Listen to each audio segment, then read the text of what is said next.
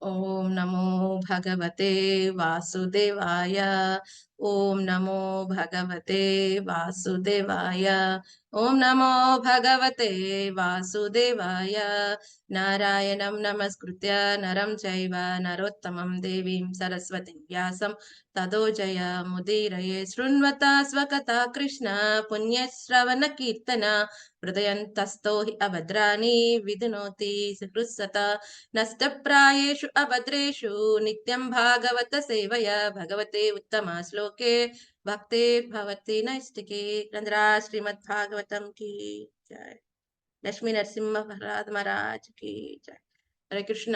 So మనం నరసింహ కథ చర్చించుకుంటున్నాం, right? So ఒక 4 రోజుల నుంచి చక్కగా చర్చించుకుంటున్నాం. సో ఈ రోజు ఈ యొక్క నరసింహ లీల ఏదైతే చెప్పబడిందో మనం 7వ స్కందంలో వస్తుంది, శ్రీమద్ భాగవతం 7వ స్కందంలో వస్తుంది. ఆల్రెడీ మనం 4 రోజులు బట్టి చక్కగా చర్చించుకుంటున్నాం. సో నిన్నటిది మనం ఒక్కసారి రీక్యాప్ చేసుకుని ఈ రోజు మనం చెప్పుకుందాం. సో నిన్నటి వివరణలో మనం తెలుసుకున్నాం. ఎప్పుడైతే ప్రహ్లాద్ మహారాజ్ యొక్క స్నేహితులు అందరూ అడుగుతారు, ఏమయ్యా ప్రహ్లాద, ఎక్కడి నుంచి తెలుసుకున్నావు నువ్వు ఈ జ్ఞానం అంతా?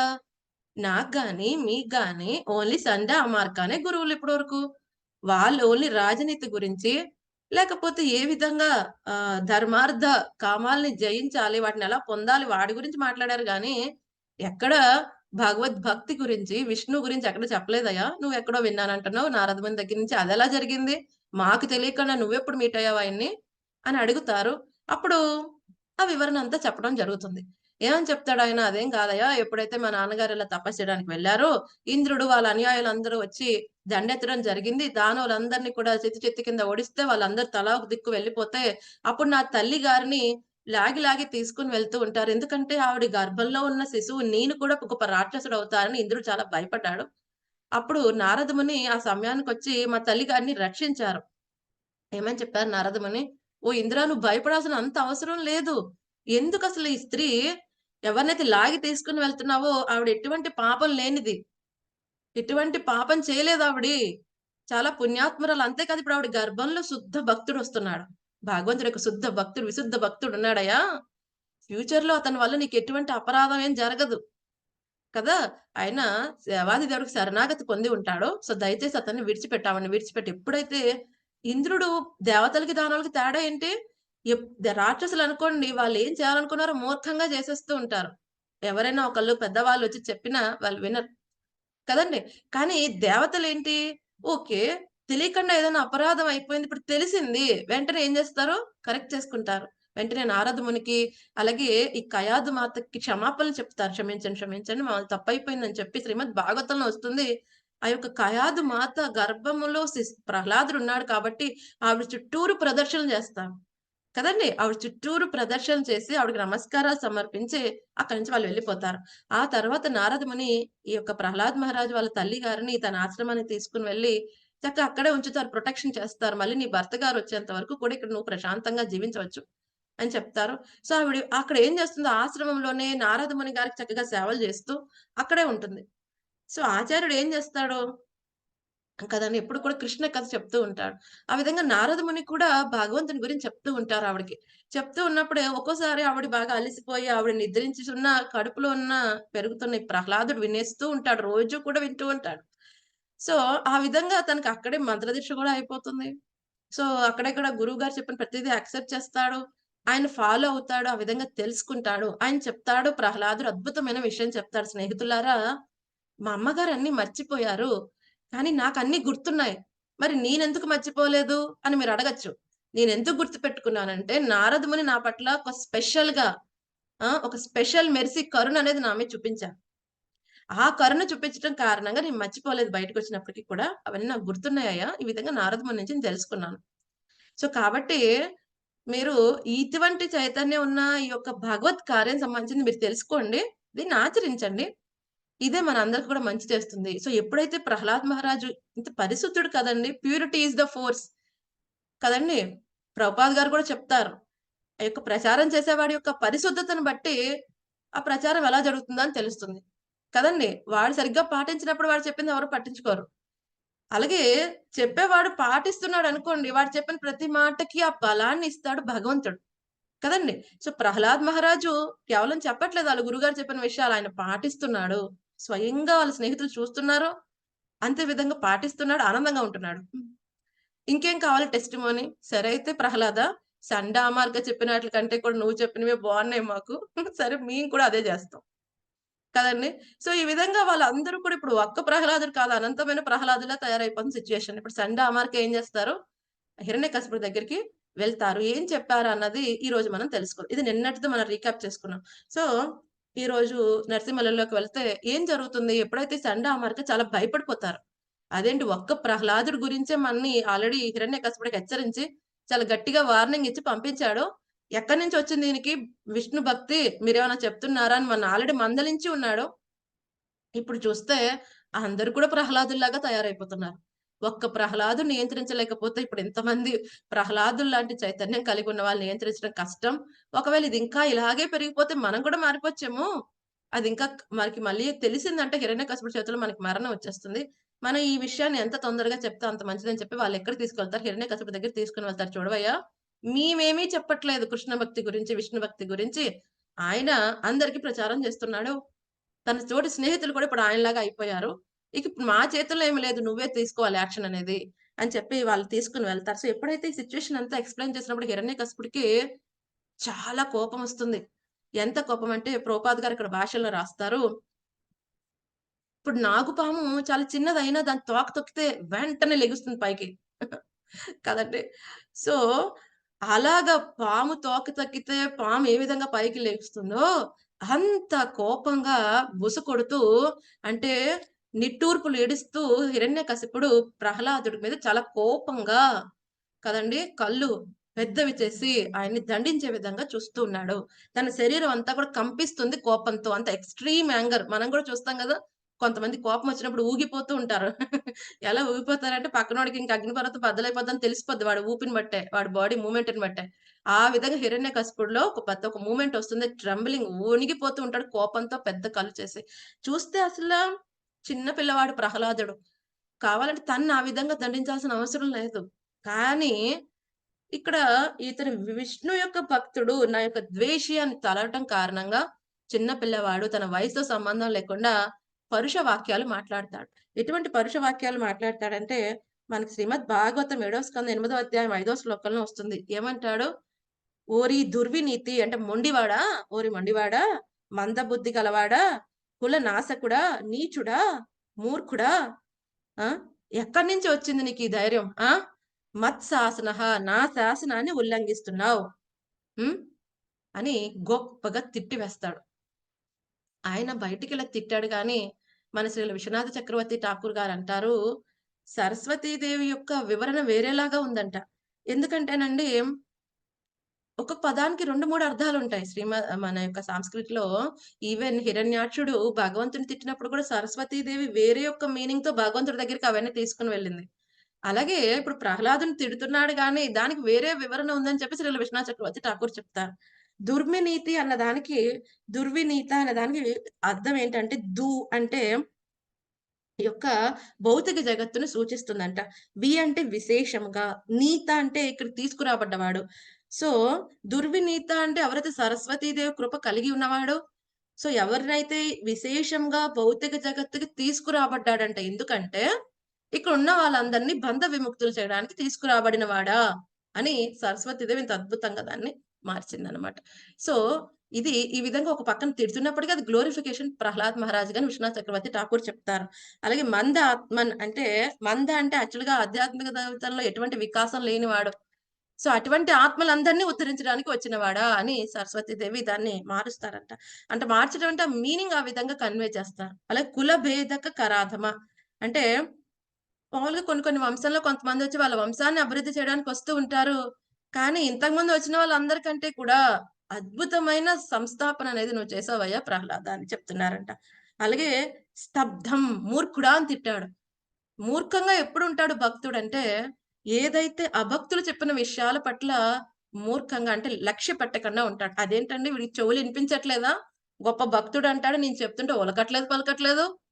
అసలేమి పట్టనట్టున్నాడంటే, ఆ భక్తులు చెప్పిన వాటిలకి పలకాల్సిన అవసరం లేదు. మూర్ఖుడేదో వాగాడని మనం గూడా పట్టించుకుంటే మనం గూడా మూర్ఖులయిపోతాం. కదండీ! స్తబ్ధం. ఎప్పుడు మూర్ఖంగా ఉంటారు? అభక్తులు చెప్పిన విషయాల పట్ల ఆళ్ళు లక్ష్య పెట్టరు. ఏదైతే తీసుకోవాల్సిన ఇన్‌స్ట్రక్షన్ భక్తి గురించి ఉపయోగించేదైతే డెఫినిట్‌గా వాళ్ళ చెవులు 2 చెవులు కాదు, మొత్తం లక్షలాది చెవులన్నట్టు వాళ్ళు ఓపెన్ చేసుకొని వింటారనమాట. ఈ విధంగా అత్యంత మనోహరంగా సరస్వతీ దేవి ఈ యొక్క వర్ణన అనేది ఇస్తుందనమాట. ప్రహ్లాద్ మహారాజ్‌కి అది ఇండైరెక్ట్‌గా గ్లోరిఫికేషన్ అని శ్రీల విశ్వనాథ్ చక్రవర్తి ఠాకూర్ గారు తన భాష్యంలో చెప్పడం జరుగుతుంది. అది ప్రభుపాద్ గారు మన శ్రీమద్ భాగవతంలో ప్రస్తావిస్తారు. సో, దీన్ని బట్టి ప్రహ్లాదుడు అందరిని ఉద్ధరించడానికి వచ్చిన వాడని ఇండైరెక్ట్‌గా గ్లోరిఫై చేస్తున్నాడు. సరే అయితే నెక్స్ట్ ఏమనొస్తుందంటే ఈయన అడుగుతాడు. హిరణ్యకశిపుడు అడుగుతాడు. "ఏమయ్యా! ముల్లోకాళ్ళు కూడా గజగజ వణికిపోతాయి నన్ను చూసి. నా పవర్ చూసి.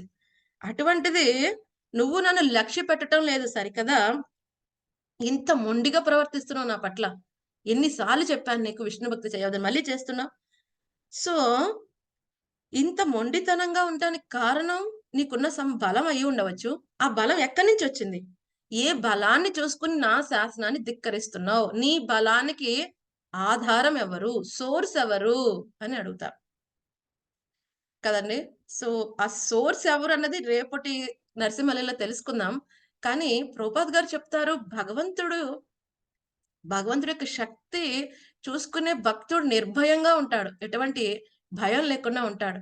కదండీ! ఇటువంటి విధంగా ఇంత పరుష వాక్యాలు మాట్లాడుతున్న ప్రహ్లాదుడి చేతులు జోడించి హిరణ్యకశిపుడికి నాన్నగారు, తండ్రి గారు అనే మాట్లాడుతున్నాడు. కదండీ! సో, కొంచెం గూడా భయపడలేదు. భక్తులకి భయం అనేది ఉండదు. ఎందుకంటే వాళ్ళు భక్తి మార్గంలో వెళ్తున్నప్పుడు ఆ భగవంతుని యొక్క పాదపద్మాలు గట్టిగా పట్టుకుంటారు. అభక్తులు ఏం చేస్తూ ఉంటారు? ఎవరైతే భక్తి మార్గంలో ముందుకెళ్తారో వాళ్ళకెప్పుడు ఇబ్బందులు కలిగిస్తూ, వాళ్ళని రకరకాలుగా నాశనం చేసే ప్రయత్నం చేస్తూ ఉంటారు. ప్రభుపాద్ గారు కూడా చెప్తారు. ప్రచార కార్యక్రమంలో చేసేటప్పుడు ఎంతో మంది దుండగులు ప్రచారకులను అడ్డుకోవడానికి ఒక్కోసారి వాళ్ళ ప్రాణానికి కూడా ఇబ్బంది పెడుతూ ఉంటారు. వాళ్ళు చేసే కార్యక్రమాలు ఇబ్బంది పెడుతూ ఉంటారు. కానీ భక్తుడు భయం లేకుండా ముందుకెళ్ళిపోతూ ఉంటాడు. ఎలా వస్తుంది అంత అభయత్వం అంటే, ఆ భయరాహిత్యం అనేది భక్తుడి యొక్క లక్షణం. ఎందుకంటే ఎనకాల ఉన్నవాడు గొప్పవాడనుకోండి, ఎందుకు భయం ఉంటుంది? ఇప్పుడు చిన్న పిల్లలు రోడ్డు మీద ఎళ్తున్నప్పుడు ఒక్కడే వెళ్తున్నాడనుకోండి, కుక్క మొరిగితే భయపడి వణికిపోతూ ఉంటాడు. అమ్మో! ఇది కొరుకుతుందేమోనని.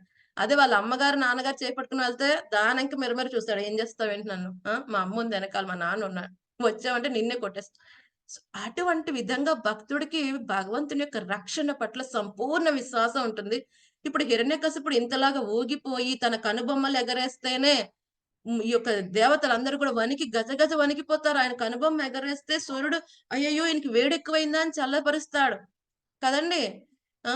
అలాగే గాలి చల్లగా వీయటం మొదలెడుతుంది. ఆయన తగ్గట్టుగా ఆయన ఆజ్ఞ ప్రకారం కనుబొమ్మల సైగలో దేవతలందరూ వాళ్ళ కార్యక్రమాలు ఆయన సేవిస్తూ ఉంటే, ప్రహ్లాదుడికి ఆయన శాసనాలు ధిక్కరించేంత ధైర్యం ఎలా వచ్చింది? ఎందుకంటే అభక్తుల యొక్క విషయాలని, మూర్ఖుడైన విషయాలని అటువంటి వాళ్ళని లక్ష్య పెట్టరు భక్తులు. కేవలం భక్తులు చెప్పే ఉపదేశాలకు వాళ్ళు చెవులు విప్పారి వింటారు. అంతే కాకుండా అభక్తులు చేసే బెదిరింపులకు వాళ్ళకి భయం అనేది ఉండదన్నమాట. అది మనం ప్రహ్లాద్ మహారాజ్‌లో చూస్తాం. కదండీ! ప్రభుపాద్ గారు చెప్తారు. ఈవెన్ భగవద్గీతలో స్వామి చెప్తాడు ఏమని? "కౌంతేయ ప్రతిజానీహి నమే భక్త ప్రణశ్యతి." నా భక్తుడు నశింపడని చెప్పవయ్యా! ఎప్పుడు కూడా నశింపడు. అని ధైర్యంగా ప్రకటించు ఓ అర్జున. ఒక్కోసారి నేను మాటిచ్చిన ఎనక్కెళ్తానేమో గానీ, నువ్వు నా భక్తుడు కదా! నువ్వు ప్రకటించు. దీన్ని నేను 100% కంప్లీట్ చేస్తా. కదండీ! అని అర్జున్‌ని ప్రకటించమంటాడు భగవద్గీతలో. కదండీ! సో, ఈ విధంగా భక్తుడైన వాడికి స్వామి పట్ల, స్వామి యొక్క రక్షణ పట్ల 100% నమ్మకం ఉంటుంది కాబట్టి, ఎటువంటి భయం లేకుండా వాళ్ళు వాళ్ళ భక్తి జీవితంలో ముందుకు వెళ్ళే ప్రయత్నం చేస్తారు. సో, ఇక్కడ హిరణ్యకశిపుడు అనుకుంటున్నాడు. ఇతను నా దగ్గర బలమంతా తెలుసు. పోనీ ప్రహ్లాదుడు నా బలం గురించి తెలీదా? పోనీ తెలివి తక్కువవాడా? మందంగాడా? లేదు. బాగా తెలివైన వాడు. ఎంత బాగా ప్రణామాలు సమర్పిస్తాడు నాకు. ఎంత బాగా మాట్లాడుతూ ఉంటాడు. నాకు కోపమంతా ఒక్కోసారి శమించిపోతూ ఉంటుంది వాడి మాటల ద్వారా. ఎంత తెలివైన వాడు. విషయాలు చాలా చక్కగా గ్రహించేవాడు. ఇంత తెలివైన వాడు వాడికి బలం లేకుండా నన్ను ఎదిరించే సాహసం చేయడు. అంటే వీడు చాలా బలంగా ఉన్నాడు. మరి వీడు బలానికి కారణం ఏంటో నాకు తెలియాలి అని చెప్పి అడుగుతాడు. ఎవరిని చూసుకొని, ఎవరి అండ చూసుకొని ఈ విధంగా చేస్తున్నావయ్యా? ఇంత బలం ఎక్కడి నుంచొచ్చింది ఓ ప్రహ్లాదా? అని అడుగుతారనమాట. సో, ఎందుకంటే ప్రహ్లాద్ మహారాజ్ 5 సంవత్సరాల బాలుడు కదండీ! అంత నిర్భయం ఎలా దొరికింది? అంటే అది భక్తుని యొక్క పరిస్థితి. కదండీ! సో, మన శ్రీల ప్రభుపాద్ గారి ఎగ్జాంపులే తీసుకోండి. ఆయన వృద్ధ వయసులో ఆల్‌మోస్ట్ ఒక 69 ఇయర్స్ అప్పుడు అమెరికా వెళ్తారు. మధ్యలో యొక్క శాంక్షన్ చేసేటప్పుడు వాళ్ళు చెప్తారు కూడా జాగ్రత్తలు వెళ్ళేటప్పుడు, "ఏమయ్యా ఇంత ముసలి వయసులో ఎళ్తున్నావు. ఆ సముద్రపు యొక్క అలలు వాటిలతో కూడా నీకు సీ సిక్‌నెస్ వస్తే ప్రాణం పోతుందయ్యా! వెళ్ళొద్దు" అని అందరూ చెప్తారు. ఆయన ఏమంటాడు, "నేను వెళ్ళట్లేదు. శ్రీమద్ భాగవతం వెళ్తోంది. శ్రీమద్ భాగవతానికి సర్వెంట్ కింద ఎళ్తున్నా." కదండీ! సో, మామూలుగా ఒక వయసొచ్చిన తర్వాత ఎవరి మటికి వాళ్ళేం జేస్తారు, ఓకే. నేను అన్ని బాధ్యతలిప్పేసి నేను ప్రశాంతంగా కూర్చోవాలి అని అనుకుంటారు. వేరే వాళ్ళ గురించి అసలు మామూలుగా వాళ్ళ సొంత వాళ్ళ గురించే ఎక్కువ వాళ్ళు సమయం పెట్టి వాళ్ళ ఎనర్జీని వేస్ట్ చేసుకోకుండా ఉంటారు.